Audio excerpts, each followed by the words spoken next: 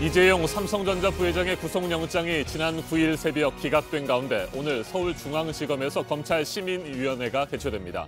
이재용 부회장 측이 기소의 타당성 여부를 판단해달라며 신청한 검찰수사심의위원회 소집 여부를 결정합니다.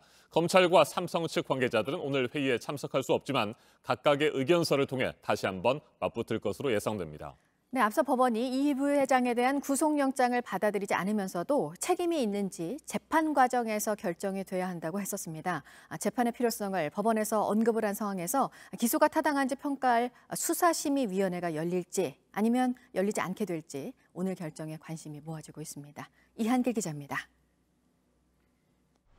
서울중앙지검은 오늘 검찰시민위원회를 엽니다. 지난 2일 이재용 삼성전자 부회장 측이 신청한 검찰수사심의위원회를 소집할지 말지 결정하기 위한 자리입니다. 검찰시민위원회는 시민위원 150여 명 가운데 무작위 추첨을 통해 선정된 15명으로 구성됩니다. 교사와 전직 공무원, 택시기사, 자영업자 등이 포함된 것으로 전해졌습니다. 오늘 회의에 검찰과 이 부회장 측 모두 직접 참여할 수는 없습니다. 대신 양측은 30쪽 분량의 의견서를 제출합니다. 삼성 측은 검찰이 혐의 입증에 자신이 있다면 수사심의위를 피할 이유가 없다면서 수사심의위를 열어야 할 필요성을 강조할 전망입니다. 반면 검찰은 재판에서 혐의를 따져봐야 한다며 수사심의위를 열 필요가 없다고 주장할 것으로 보입니다. 시민위원들은 양측 의견서를 읽은 뒤 토론을 거쳐 결론을 내리게 됩니다. 참석위원 중 절반 이상이 요청하면 검찰총장은 수사심의위원회를 소집해야 합니다. 심의위에선 검찰의 이재용 부회장 기소가 타당한지를 외부 인사들이 판단하게 됩니다. 검찰이 수사심의위에서 결정한 내용을 반드시 따라야 하는 건 아니지만 그동안 검찰은 심의위 권고를 모두 받아들였습니다. JTBC 이한길입니다. 서울 강남의 대형 입시학원 직원이 코로나19 확진 판정을 받은 데 이어 그의 부모도 감염된 것으로 확인됐습니다. 두 사람이 일하는 시내버스 회사와 삼성전자 수원 사업장의 일부가 폐쇄됐습니다. 윤재영 기자입니다. 15개 버스 노선을 운영하는 수원의 한 시내버스 회사입니다. 여기서 일하던 버스기사 1명이 확진됐습니다. 저희들도 파악하고 있습니다. 삼성전자 수원 사업장에서도 청소 일을 하는 용역업체 직원이 확진됐습니다. 마스크는 썼던 것으로 전해졌습니다. 확진자가 일하던 건물은 폐쇄되고 건물 내 직원 등 1,200명이 재택근무에 들어갔습니다. 이 두 사람은 부부입니다. 둘 다 아들로부터 감염된 걸로 추정됩니다. 아들은 강남 대성학원 급식실에서 일했고 양천구 탁구장에 다녀온 확진자입니다. 탁구장 발로 가족 3명이 감염된 뒤 이들의 직장까지 바이러스에 노출된 겁니다. 한 곳의 집단 감염은 확진자의 직장을 거쳐 또 다른 집단 감염을 일으키고 있습니다. 확진자들의 직장을 통한 2차 전파 사례들이 여러 건 의심되는 증상이 생기면은 바로 자가격리와 검사를 받아주셔야 좀 더 그 2차 전파를 차단을 할 수 있는데 방역당국은 삼성전자 수원 사업장 내 접촉자 230여 명을 검사할 계획입니다. 버스기사에 대해선 역학조사를 벌이고 있습니다. JTBC 윤재영입니다. 코로나19의 여파로 고3 학생들이 대학 입시에서 불리하다는 목소리가 나오고 있죠. 이를 감안해 서울대를 비롯한 주요 대학이 입시 요강을 손질하기로 했습니다. 고3 학생들이 재수생에 비해 피해를 입지 않도록 한다는 취지입니다. 이상화 기자가 보도합니다. 석 달 늦은 등교 개학, 갈 길 바쁜 고3들은 애가 탑니다. 주어진 시간도 전이나 전장 학년에 비해 충분하지 않고 준비할 시간도 충분하지 않은데 제대로 모의고사를 볼 기회도 생활기록부를 채워넣을 시간도 줄었습니다. 대입에서 현재 고등학교 3학년이 재수생보다 불리하다는 목소리가 나오는 이유입니다. 대학교육협의회의 입시 방침을 손질하겠다고 알린 대학은 서울대를 포함해 5곳으로 확인됐습니다. 코로나 상황에 따라서 더 심의 요청이 들어올 수도 있는 게요. 자격 시험 같은 것들도 있어요. 지금 제대로 진행이 안 되고 있잖아요. 서울대의 경우 구체적인 언급을 피하고 있는데 지역 균형 선발로 뽑는 합격 기준을 낮추는 방안을 검토 중인 걸로 알려졌습니다. 연세대는 학생부 종합전형에서 평가 요소를 줄였습니다. 각종 대회 수상 실적이나 봉사활동, 체험학습 관련 점수는 3학년 부분은 빼기로 한 겁니다. 다른 대학들도 비슷한 내용을 검토 중인데 고민이 큽니다. 학생부에 좀 내용은 부실하고 자소서에는 어떻게 이걸 증명할까? 한편 3학년 1학기에 수상 실적이 있는 학생도 있을 수 있어 역차별이 될 수 있다는 지적도 나옵니다. 교육부는 구체적인 올해 입시 요강을 다음 달 확정하기로 했습니다. JTBC 이상화입니다. 북한이 탈북민들의 대북전단 살포 등을 이유로 지난 9일 남북 간의 모든 연락 채널을 차단했죠. 정경두 국방부 장관은 어제 정군 주요 지휘관 회의에서 북한이 남북관계 경색의 책임을 우리한테 전가하고 있다고 말했습니다. 그러면서 북한이 군사적 긴장감을 한층 더 고조시키고 있다고 비판했습니다. 박지훈 기자가 보도합니다. 어제 국방부에서 열린 2020 전반기 정군 주요 지휘관 회의, 정경두 국방부 장관은 남북 간 연락 채널 차단 등 최근의 북한의 행태를 우려했습니다. 탈북자 단체의 대북 전단 살포에 강력하게 반발하며 9.19 남북 군사 합의 파기, 남북 공동 연락사무소 폐쇄, 모든 남북 간 통신선 차단 등을 거론하며 우리 정부를 비난하고 있습니다. 정 장관은 이어 최근 북한이 군사적 긴장감을 고조시켰다고 비판했습니다. 하순에는 당 중앙군사위원회 확대 회의를 통해 핵전쟁 억제력 강화, 전략 무력의 고도의 격동 상태의 운영, 포병 화력 타격 능력 향상 등을 언급하는 등 정 장관은 대북전단 살포가 적경적 군사적 긴장감을 높일 수 있다고 판단해 허용된 인원이 아니면 민통성 통제를 강화하라고 지시한 걸로 알려졌습니다.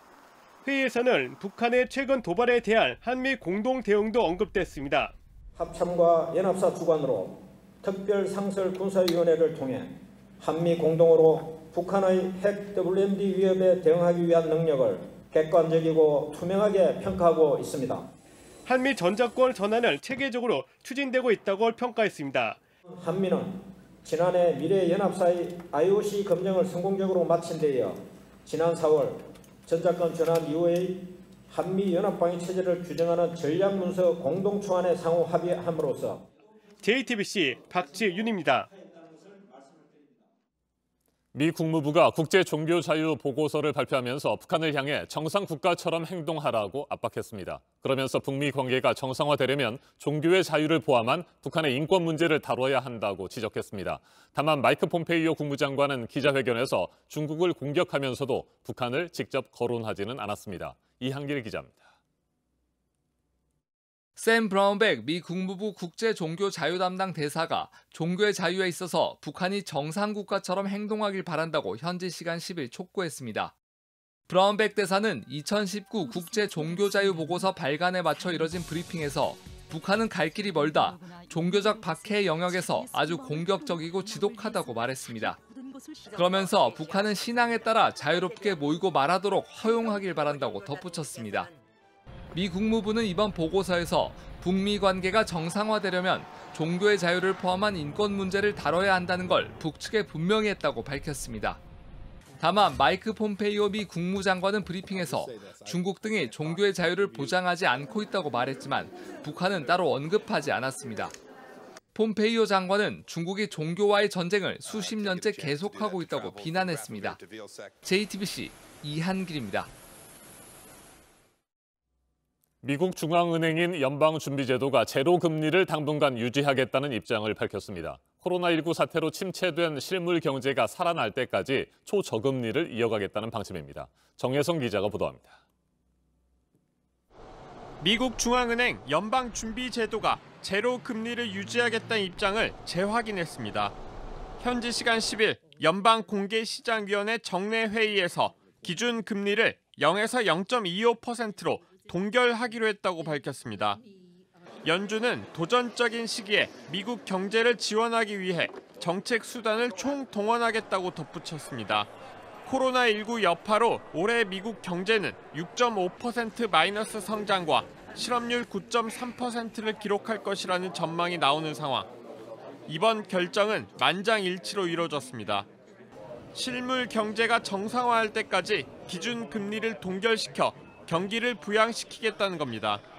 앞서 연준은 지난 3월 기준금리를 1%포인트 내린 바 있습니다. 연준이 별도로 공개한 점도표, 그러니까 연방공개시장위원회 위원들의 향후 금리 전망을 보여주는 지표에선 오는 2022년까지 제로 금리가 유지될 것임을 시사했습니다. JTBC 정혜성입니다. 숨을 쉴 수 없다는 마지막 절규로 미국은 물론 전 세계 인종차별 항의 시위를 촉발시켰죠. 흑인 조지 플로이드의 장례 행사는 마무리됐습니다. 그리고 그의 동생이 미국 의회에 출석했습니다. 형이 경찰관에게 존칭을 쓰면서 살려달라고 애원했는데 무시당했다며 울분을 터뜨렸습니다. 거리의 외침에 의회가 귀 기울여 달라는 호소도 했습니다.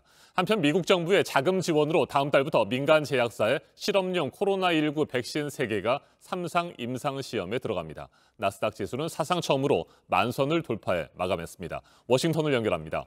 임종주 특파원, 먼저 조지 플로이드 동생의 의회 증언부터 살펴볼까요? 네, 조지 플로이드의 동생 필 니즈는 미 하원 법사위원회 청문회에 증인으로 출석했습니다. 필 니즈는 동영상을 보면 형이 경찰관에게 존칭을 써가며 살려달라고 애원했는데 무시당했다고 말했습니다. 이어 자신과 가족 또 전 세계 거리에서 울리는 외침에 귀 기울여달라고 호소했습니다. 직접 들어보겠습니다. He didn't deserve to die over $20. I'm asking you, is that what a black man is worth? $20? This is 2020. 플로이드는 지난달 25일 플로이드는 지난달 25일 담배를 사려고 $20짜리 위패를 냈다는 편의점 직원 신고를 받고 출동한 경찰에 무릎에 눌려 목을 눌려 숨졌습니다. 플로이드의 동생은 고통을 멈춰달라고 형이 요청하는 위해 나왔다면서 또 형의 죽음이 헛되지 않았음을 확인하는 것은 의회에 달려있다며 개혁을 촉구했습니다. 이날 의회는 야당인 민주당이 발의한 경찰 법안을 논의하기 위해 청문회를 소집했습니다. 야당의 법안은 경찰의 면책특권 제한과 목조르기 금지 등의 내용을 담고 있습니다.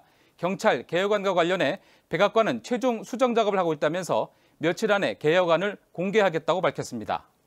네, 인종차별에 항의하는 시위에 투입됐던 워싱턴 DC의 주 방위군 가운데 코로나19 감염자가 나왔습니까? 네, 그렇습니다. 워싱턴 DC 주 방위군은 시위에 투입된 요원 가운데 일부가 코로나19 양성 반응을 보였다고 밝혔습니다. 그러나 보안을 이유로 구체적인 감염 규모는 밝히지 않았습니다. 주 방위군은 또 양성 반응을 받았거나 감염 위험이 높다고 의심되는 방위군은 전파 위험이 사라질 때까지 격리에서 해제되지 않을 것이라고 밝혔습니다. 워싱턴 DC 주 방위군은 1,300명가량이 시위 진압에 투입된 바 있습니다. 미국의 10여 개 주에서 코로나19 감염자가 다시 늘고 있다는 소식도 들어왔죠. 네, 애리조나주를 비롯해서 미국 내 20개 주 안팎에서 코로나19 감염자가 늘고 있다고 CNN과 뉴욕타임스 등 미국 언론이 보도했습니다. 애리조나주의 경우엔 중환자실 가동률이 78%에 이르고 있고 수용 능력이 한계에 다다를 경우 병상 확보를 위해 선택적 수술을 연기하라는 보건당국의 권고도 내려졌습니다. 보건 전문가들은 백신이 없는 상태에서 잇따라 사회적 거리두기 제한이 완화되면서 감염률이 높아질 수 있다고 경고하고 있습니다. 자, 그리고 미국 정부의 지원으로 다음 달부터 코로나19 실험용 백신의 3상 임상시험이 시작된다고요? 네, 미 국립보건원 산하 국립알레르기감염병 연구소장인 앤서니 파우치 박사는 정부 자금을 지원해 민간 제약사에 실험용 백신과 관련한 핵심 연구를 수행할 계획이라고 밝혔습니다. 이에 따라 7월에는 모더나와 8월에는 옥스퍼드 아스트라제네카와 9월에는 존슨앤드존슨과 각각 시험용 백신 3상 임상시험을 시작할 예정입니다. 3단계 임상시험은 백신의 안전성과 효과를 측정하는 단계로 3만 명가량이 임상에 참가할 계획입니다. 파우치 박사는 CNN과의 인터뷰에서 백신 개발 노력은 잘 진행되고 있고 이번 초여름까지 1개 이상의 백신 후보가 진전된 임상시험 단계에 들어갈 것으로 기대한다고 말했습니다. 네, 뉴욕 증시는 나스닥이 사상 처음 만선을 돌파해 마감됐는데 다른 지수들은 하락했죠? 네, 연일 최고치를 갈아치우고 있는 나스닥 지수는 오늘도 0.67% 올라 1020으로 사상 처음 만선을 돌파해 마감했습니다. 다우존스 산업지수는 1.04% 떨어져 26,000선으로 내려앉았고 S&P 500은 0.53% 하락했습니다. 기술주가 상승세를 주도한 나스닥을 제외하고는 성장률 전망처와는 달리 시장의 반등이 너무 빠르고 과하다는 불안감이 작용한 것으로 풀이됩니다. 지금까지 워싱턴에서 JTBC 임종주입니다. 담배 포장에 경고 사진이 들어가게 되면 이게 무역 장벽이 될 수 있다고 담배 원료를 수출하는 나라들이 세계무역기구 WTO에 제소를 했었습니다. 하지만 무역 장벽이 아니라는 1심 결과가 2년 전에 나왔었는데요. 이번에 확정이 됐습니다. 세계보건기구 WHO는 환영했습니다. 정혜성 기자입니다. 담배 포장에 넣은 경고 그림 등은 담배 원료 수출국에 불리한 무역 장벽이 아니다. 세계무역기구 WTO에서 무역 분쟁과 관련해 최종 결정을 내리는 상소 기구의 결론입니다. 담배 원료 수출국 온두라스 등이 담배 포장에 플레인 패키징을 도입한 호주의 제도는 무역 장벽이라며 WTO에 제소한 건 지난 2014년. 플레인 패키징은 담배 포장지에 흡연으로 인한 질병 사진과 경고 문구를 넣게 한 포장 방식입니다. 호주가 2011년 세계 최초로 도입했습니다. 우리나라는 담배값 면적의 75%를 경고 그림, 문구로 채우고 있고 내년에 플레인 패키징 방식을 도입하기로 했습니다. WTO 분쟁 해결 기구는 앞서 1심에서 이 같은 포장 방식은 공중 보건을 위한 합법적 수단이라며 호주의 손을 들어줬고 담배 원료 수출국들이 상소했습니다. 세계보건기구 WHO는 이번 판정에 대해 환영의 뜻을 나타냈습니다. 거브레여수스 WHO 사무총장은 담배는 매년 800만 명 넘는 사람의 목숨을 앗아가고 있다면서 다른 나라들이 플레인 패키징 방식을 도입하도록 계속 지원할 것이라고 밝혔습니다. JTBC 정혜성입니다. 생화학 무기에 대비해서 방어를 하는 프로젝트를 우리나라에서 하고 있는 주한미군에 대한 소식을 전해드릴 게 하나 있습니다. 새로운 프로그램을 지금 주한미군이 운영을 하고 있는데요. 최근에 채용 공고가 난 걸 보니까 근무 장소가 전국 곳곳이었습니다. 실험실이 더 늘어났을 수도 있다는 거죠. 역시 계속되고 있는 걱정은 미군은 아니라고 하고 있어도 살아있는 균을 이용할 수 있다는 겁니다. 김민관 기자입니다. 미 국방부의 2021 회계연도 예산 설명서입니다. 센터 프로그램을 올해 마무리하고 새로운 기술로 통합 전환한다고 돼 있습니다. 센터는 생화학전의 위협을 인지하고 이에 대비하는 프로그램입니다. 생화학전에 대비한 실험이 수반될 수밖에 없습니다. 센터 지휘소를 위탁 운영하는 미국의 연구소 바테리넨 채용 공고입니다. 실제로 지난 3월 센터 프로그램 실험에 투입될 인력을 모집한다고 돼 있습니다. 근무 장소는 부산, 대구, 서울, 동두천, 진해, 외관 등 총 6곳인데 모두 주한미군 기지가 있는 곳들입니다. 앞서 주피터 프로그램과 관련된 장비가 반입됐을 때보다 실험실이 더 늘어날 수 있는 정황을 보여줍니다. 하지만 주한미군은 현재 부산항 8부두와 평택, 캠프 험프리스 2곳에서만 센터 프로그램을 운영 중이라고 반박했고 채용 공고에 나온 나머지 장소에 대해선 설명하지 않았습니다. 시민단체들은 지난 3월 기자회견을 열고 로버트 에이브럼스 주한미군 사령관과 운송업체 페덱스 등을 고발한 것으로 확인됐습니다. 지난해 1월 국내 주한미군 기지에 유독성 생화학물질인 보툴리눔과 리신 등이 반입됐기 때문입니다. 이에 대해 주한미군은 독성을 없앤 시료라며 안전하다는 걸 강조했습니다. 국방부도 주한미군의 생물방어 프로그램이 미국 본토에서 이미 검증한 장비를 사용하고 있다는 입장입니다.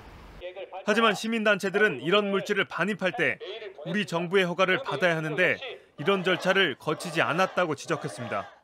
다시는 세균 무기를 이 땅에 몰래 들여오는 그러한 범법 행위가 발생하지 않도록 생화학무기법과 감염병 예방법을 위반했다는 겁니다.